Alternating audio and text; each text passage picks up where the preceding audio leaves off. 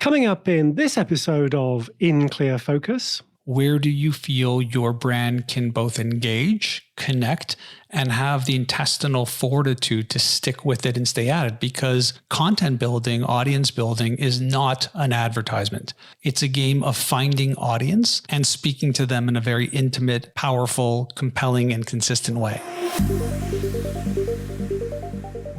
You're listening to In Clear Focus, fresh perspectives on the business of advertising, produced weekly by Big Eye. Hello, I'm your host, Adrian Tennant, VP of Insights at Big Eye, an audience-focused, creative-driven, full-service advertising agency. We're based in Orlando, Florida, but serve clients across the United States and beyond. Thank you for joining us. Our guest this week is an entrepreneur with experience in the music industry, publishing, and digital marketing, and the author of 2 best-selling business books. Mitch Joel started his career as a freelance journalist and became the publisher and editor of 2 music magazines. During the height of the .com era, Mitch worked for search engine Mama.com and then for a mobile content provider, Airborne Entertainment. Mitch became president of digital marketing agency Twist Image in 2002 and began a blog the following year called 6 Pixels of Separation, which was also the title of his first best-selling book. In 2006, Mitch launched a weekly podcast which, like his writing, focuses on the intersection of brands, consumers, and technology. Mitch's second book, Control-Alt-Delete, published in 2013, was another bestseller. Mitch sold Twist Image to WPP in 2014 and left the company in 2019 to focus on his speaking, writing, investing, and advisory services, helping clients decode the future. Mitch joins us today from his home office in Montreal. Mitch, welcome to In Clear Focus. Well, thanks, Adrian, and thank you for that kind introduction. Happy to be here. You started your podcast, 6 Pixels of Separation, back in 2006. Today, you're up to episode number 773. Congratulations. There are millions of podcasts, and the medium is definitely mainstream today. But in 2006, I'm guessing things were different. What did your listenership look like back then? I don't know. And I don't know what my listenership looks like today. I have no clue. I don't look at the analytics. I don't know if anyone's listening. I care. I hope people are listening, but it's probably one of the most selfish platforms I create.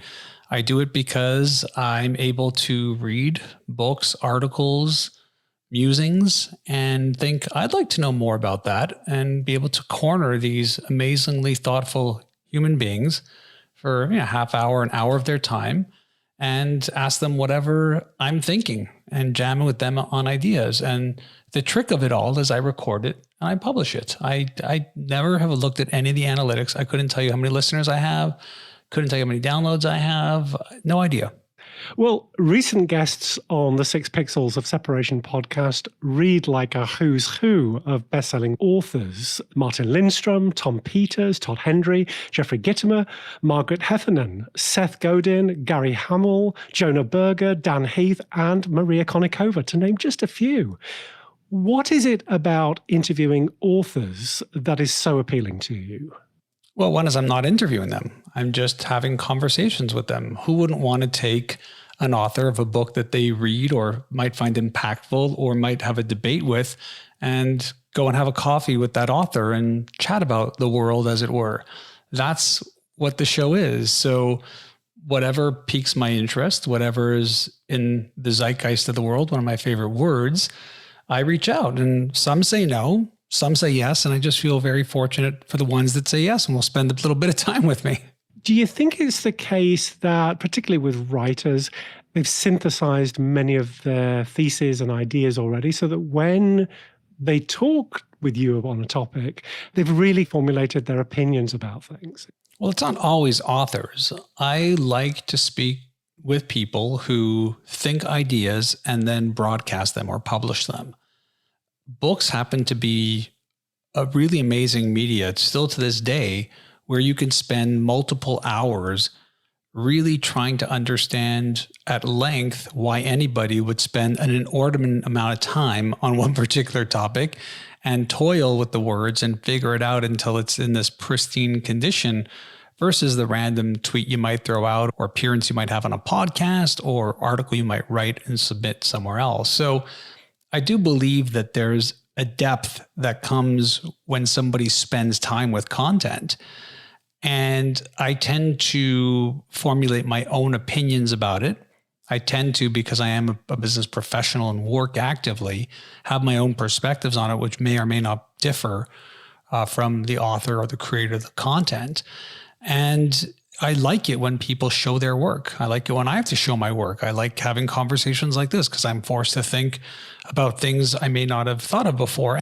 It's not a format where I'm trying to create a gotcha scenario or catch them or make them look foolish or silly or dumb. But it's an intellectual conversation about not only their work, but the state of affairs. There's a lot going on in the world. And it's not just the content within the book. It's the way in which the book is brought into the world and the world in which this book has been brought. And that creates a lot of times, I wouldn't say tension, but friction with what the idea is meant to do and where the world is at or where the world should be at. How have you avoided the dreaded pod fade and made it up to 700 plus episodes and counting? There's more smart people than there are days in the week. And I just never stopped. So I can claim that it's probably the longest running business podcast in the history of podcasts. I could probably claim that. I believe it. It's accurate. But that doesn't mean it's the best. It doesn't mean it's the largest. It doesn't mean it reaches the most people. People who pod fade or who have pod faded have either ran out of content or ran out of the enthusiasm of the platform. I happen to really enjoy long form conversation. I happen to enjoy live audio. I happen to enjoy pre-recorded audio. I've always liked it. From early days of radio and pirate radio and creating mixtapes and the DJ scene and the music scene. So, it's kind of like saying, how come that radio station is still on the air? Well, there's stuff to talk about. I think there's always stuff to talk about. And the job of the content creator is to mine for the gold. And you're constantly panning for that gold and hoping that the conversation you have is unique, it's compelling to you, and it's different from maybe other conversations that the guest has had. So I've spent a fair chunk of my life collecting these conversations and having conversations with a myriad of people from across many different industries and verticals and creativity. And I get excited to hear their story, and I get excited to help them tell their story in a different way. Mitch, you started your career as a freelance music journalist. Can you tell us how music led you to a career in digital marketing? I have a passion for the music industry because I grew up in it. And right before doing Twist Image in the early 2000s, I had a record label that I started that I sold back to my business partner at the time, who then went on to have some of these artists achieve phenomenal success. One in particular is still just a huge artist. When people ask me, like, how did you, because people do know me from back in the late 80s, 90s when I was a music journalist, and then they see my world now, and they're like, how did that happen? And it seems, I don't know, more obvious to me than it seems to others. If you think about what I was doing, I was a music writer. I was a publisher of magazines. At the time, I was putting those magazines on the internet, very early days in the early 90s, 92, 93, of what was a very early new web browser-based internet. And I was selling advertising. And so if you asked me, what industry were you in? I was really in the media and communications industry.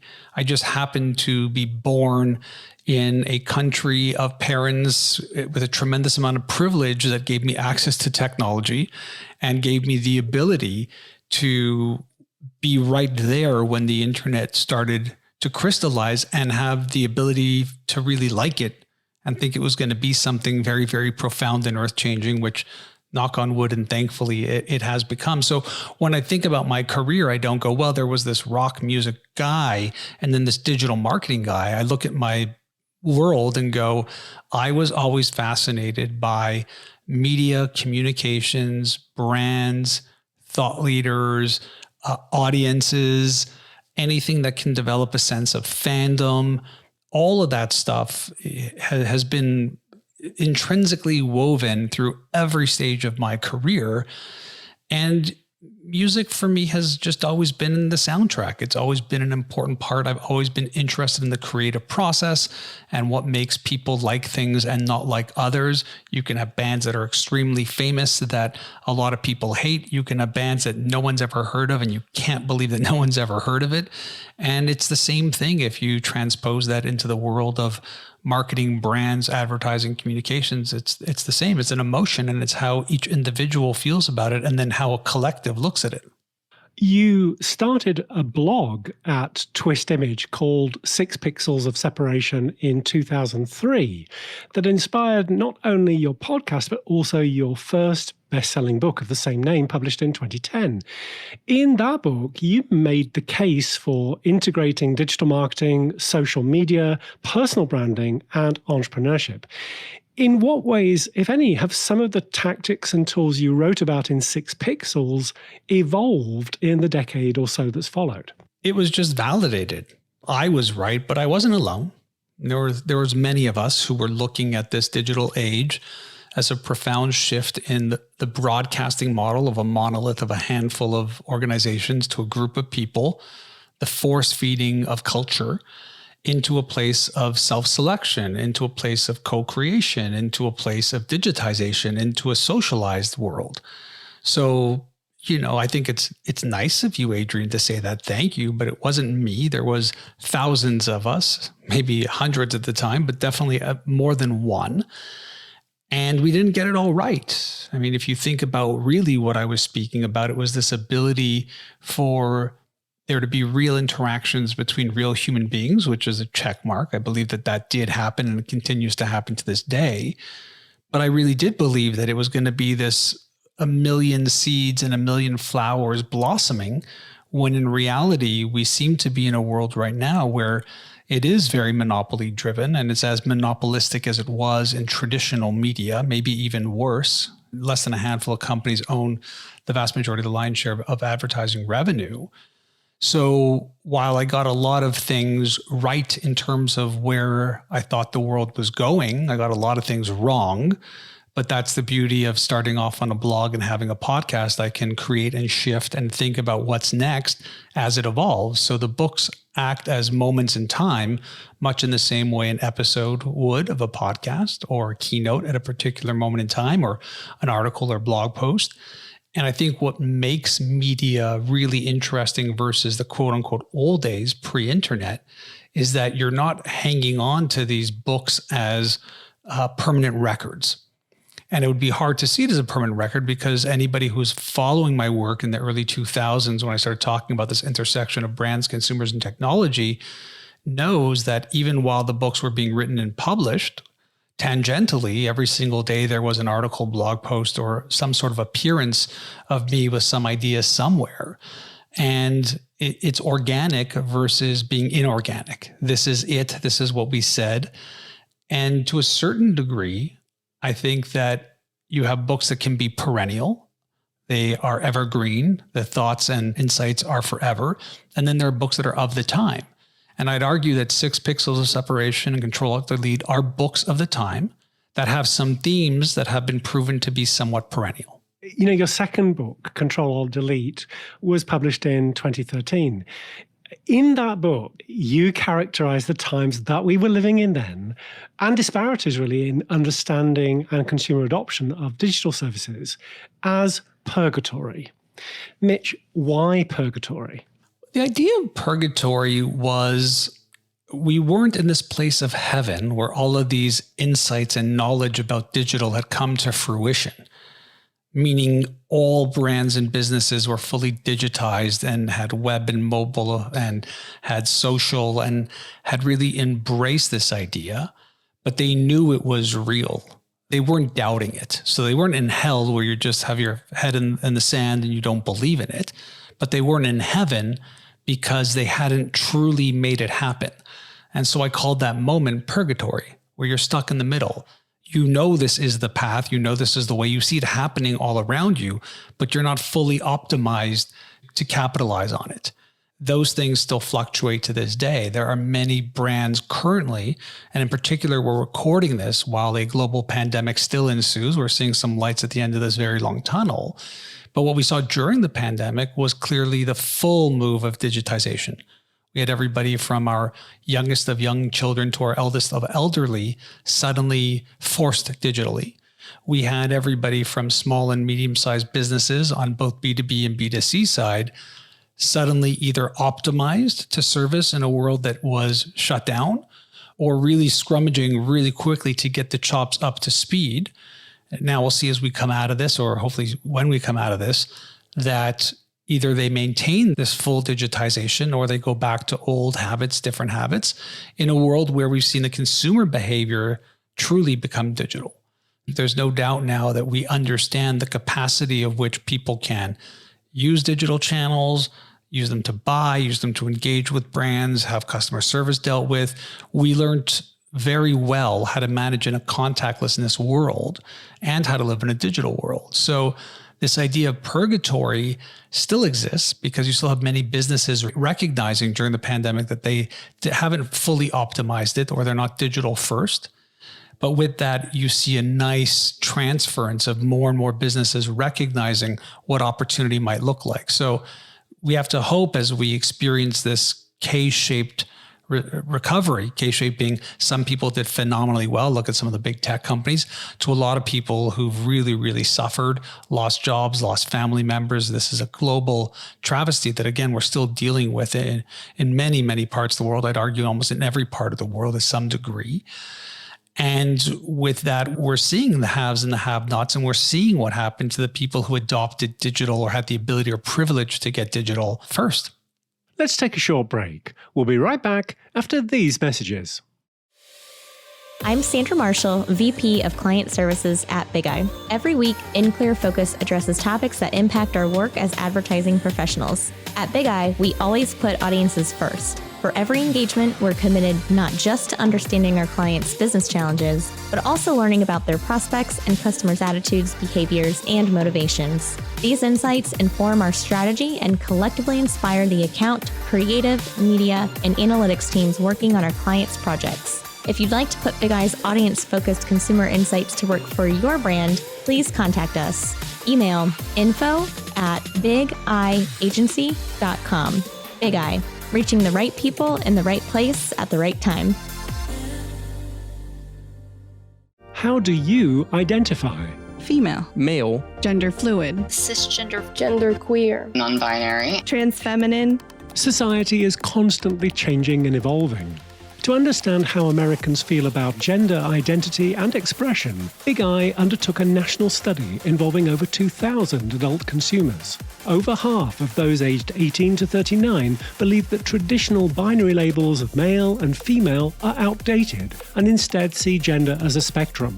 Our exclusive report, Gender Beyond the Binary, reveals how beliefs across different generations influence the purchase of toys, clothes, and consumer packaged goods. To download the full report, go to bigeye.agency/gender. Non-conforming, transgender, two-spirit, transmasculine, gender fluid. Gender Beyond the Binary. Welcome back. I'm talking with Mitch Joel, best-selling author, entrepreneur, and digital marketing pioneer. Well, as you mentioned, the COVID-19 pandemic certainly accelerated the adoption of e-commerce for categories that previously lagged behind others, particularly grocery shopping. Order online and pick up in store or curbside delivery are now pretty common. We've seen Amazon's prototype stores without checkout registers, and Kroger recently announced a trial of drone-based delivery of its customers' orders. So, Mitch, if you were advising a major supermarket chain looking to differentiate their e-commerce offering, what would you suggest they focus on? Well, I got to be very thankful that I sold my business to WPP about 7 years ago, and that I haven't been inside an agency or consulting business for over 3 years, that I don't have to answer that question. I believe, and I believe this from day one, that we should never, because of what digital provides, speak in generalities. What makes digital really mesmerizing to me is how personalized you can make it against your business model, catering to your needs, and what consumer benefits and behaviors you can adopt. So to generalize and say, well, here's all this technology that you should be doing would be absurd from my perspective without knowing what the business plan is, who they're trying to speak to, who their customer is, how they're trying to move forward, what type of operation it is. And so I get pretty itchy when it comes to these conversations about what should this do. The answer is you can now do everything. What do you want to do? What capabilities do you have? So let's talk about content of, should we be on TikTok? Should we be looking at Clubhouse now? Do we need a Discord server? What should we do? The answer to me isn't which one should you do. The answer to me is, let's talk about where your needs and desires live. You can now create content in text, images, audio, and video, long form, short form, live, and or pre-recorded. What can you serve? What can you do well? Maybe you're really good at taking pictures and can communicate it in a more visual way. Great. Maybe you've got a team or the ability to be very entertaining and engaging on it. Fantastic. Maybe you just want to tweet. Maybe you do want to do audio in one form. So I don't like the generalities of any question, and I avoid them like the plague, because that is the antithesis of what digital provides.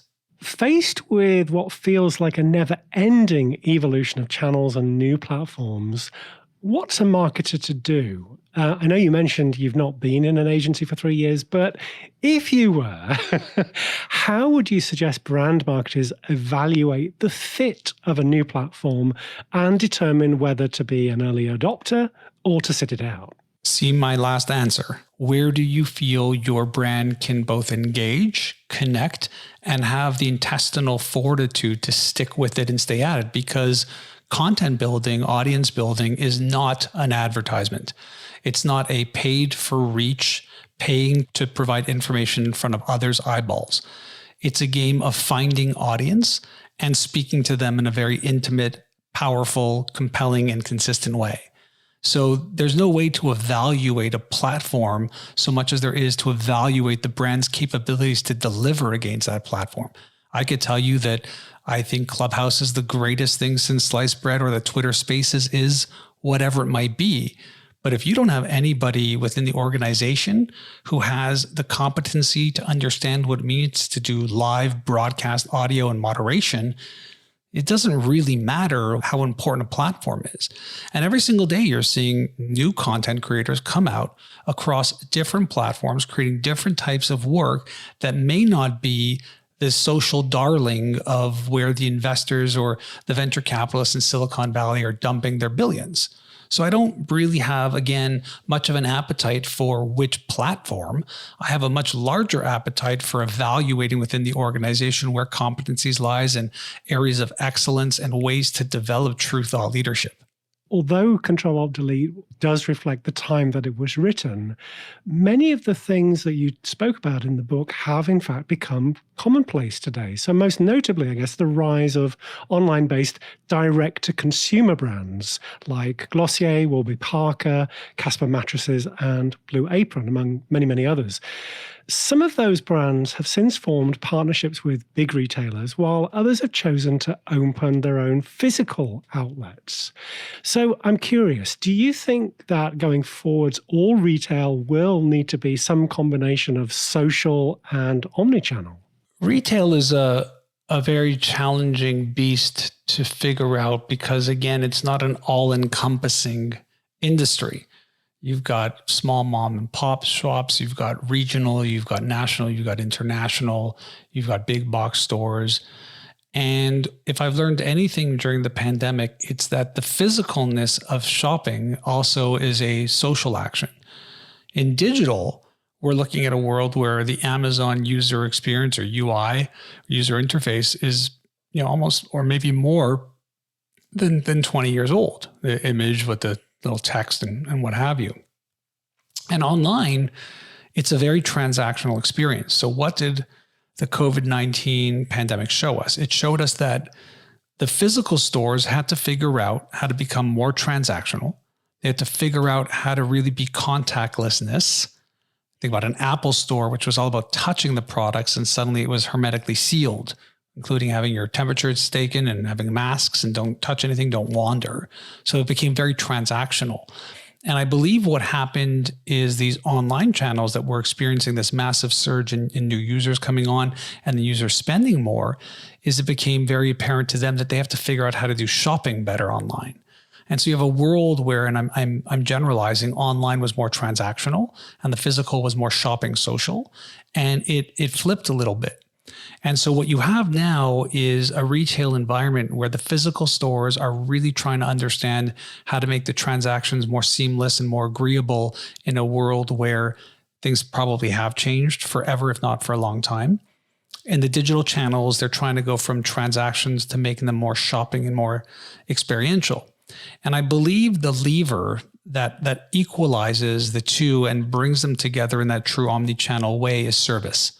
Both service in how the brand services the customer, but both service in terms of the new layers of service that are added on to these retailers to create a better consumer experience. So quick example of that would be during the pandemic, we saw this massive surge in families wanting to have things like puppies and kittens. Going to get a dog, going to get a cat.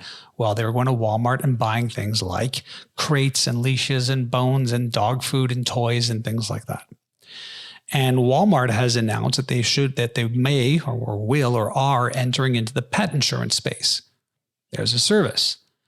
I like retailers who think that way, who think in ways that go beyond four walls and that go beyond a little square picture in a 3x3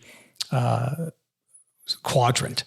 So when I think about retail and omni-channel or what should be done, I think it's about making the physical spaces as transactional, experiential, and service-driven as possible.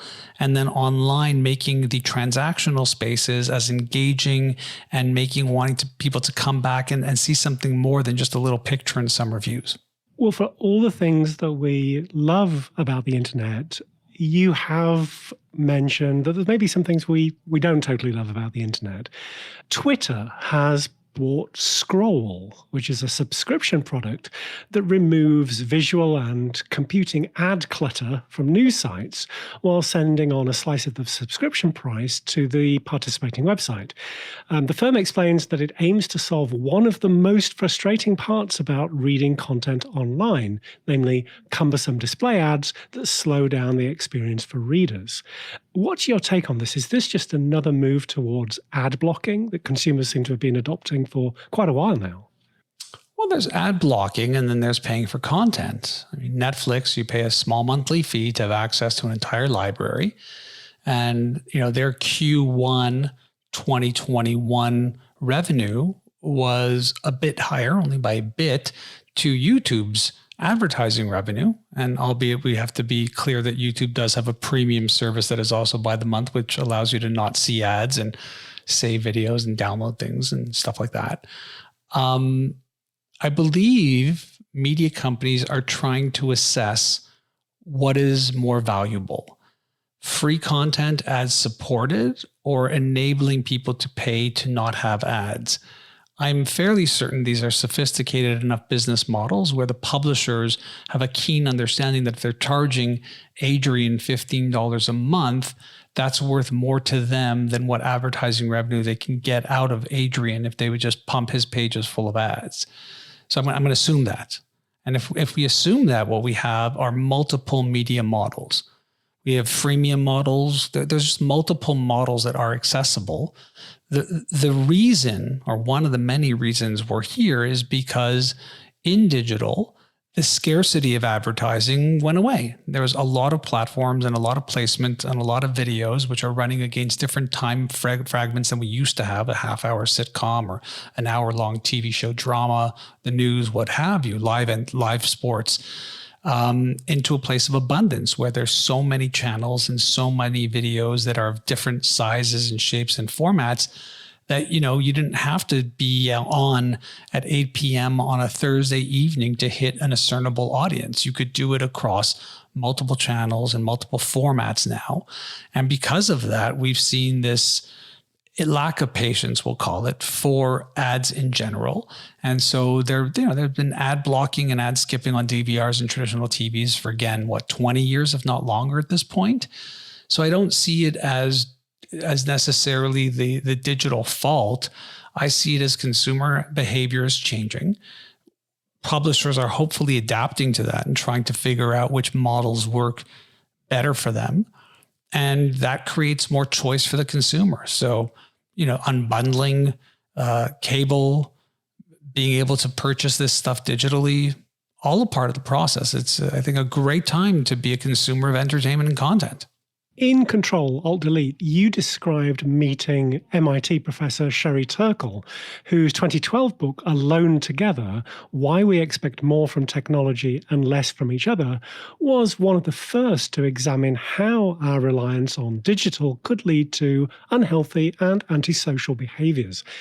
Reflecting on your own experiences of digital media and tech, you wrote, quote, I flip-flop between marveling at this amazing new world and how it's changed business forever, and at the same time watching so many people use technology in a way that is, without question, enslaving them, end quote.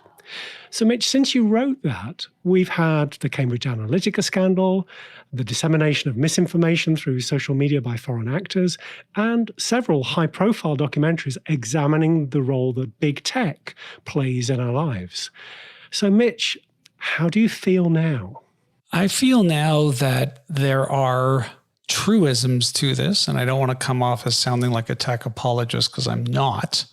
But I also believe that the traditional media companies have a vested interest in watching these new media companies fail. And they have a vested interest in constantly broadcasting and banging the drum that they're these terrible, evil entities, because the people who benefit from their failure is these actual entities that are criticizing them for their actions. I also believe that there is governmental push because it's an easy target. You have these trillion-dollar companies that if you want to look good as a politician, you can poke the eye of these giants and make it look like you're creating some form of regulation or some form of betterment for the rest of society because you're finger pointing at these employers who employ more than most military organizations throughout the world. Now, with that, there's a lot of problems in tech and social media. There's no doubt. And there's a lot of things that absolutely need to be fixed. But I don't believe it is a sentiment that we're seeing across the greater population. Case in point would be if you look at the quarterly earnings of some of these companies. Again, we're coming off of the Q1 2021 earnings, and Facebook is about to hit $1 trillion valuation. And this is after, a decade, maybe more, of people complaining about the corrosive, poisonous nature of it. It doesn't seem like there's any let up. It doesn't seem like consumers want less and less Facebook. It doesn't seem to be a pushback. It seems like there are issues.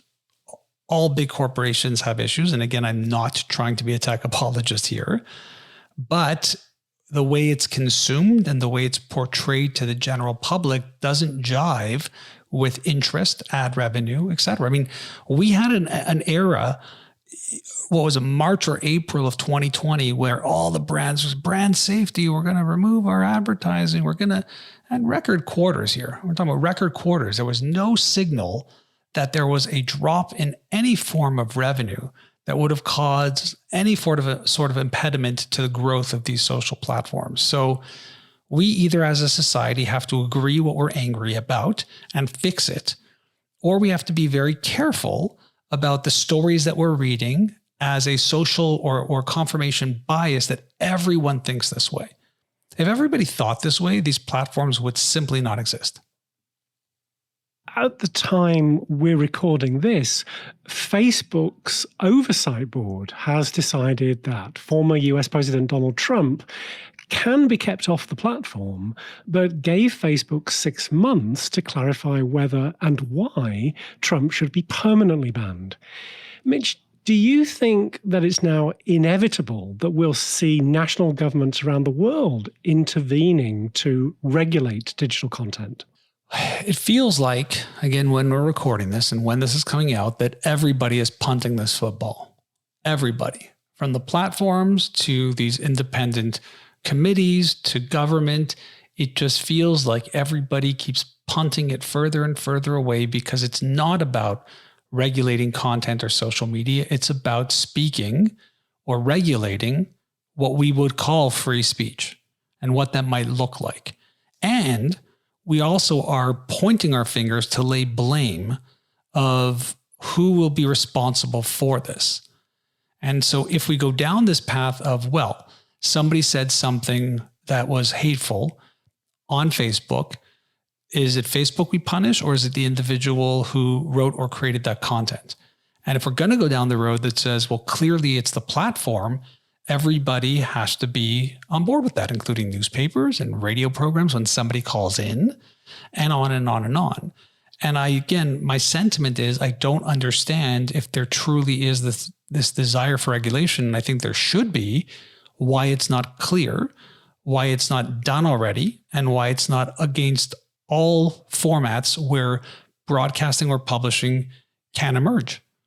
So something is happening there, and I don't have any purview into what that is either holding it up, delaying it, pushing it forward. I mean, we're literally coming off of this moment where this independent audit committee is pushing it back to Facebook again.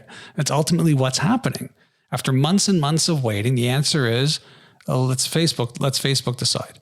Do you think another book is something you see in your future?